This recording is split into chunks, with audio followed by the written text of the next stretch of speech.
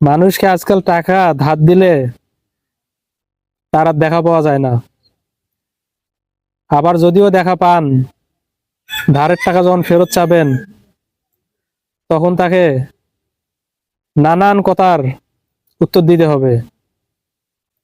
এই যেমন ধরেন, টাকা কি জন্য লাগবে, এখন কেন লাগবে, টাকা এত টাকা থাকার পরে তুমি কেন আমার টাকাটাই তোমার লাগবে, এই ধরনের নানান কাহিনী।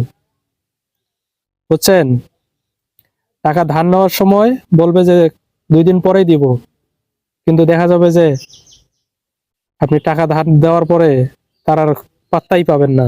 এই হাবিবুর, তুমি তো সেদিন আমার থেকে 1,000 টাকা নিলে, আরে তোমার কাছে টাকাটা 1,000 কই? টাকা নিচে দিব দিব দিব মানে 2 দিন পরে দিতে চাইছো? 2 দিন পরেই দিতে চাইছি, দিব তো 2 দিন পরে। দাও, 2 দিন কি হয় না দেখো না, তোমার? এখন ভিডিও করতেছি। আরে রাখো তোমার ভিডিও।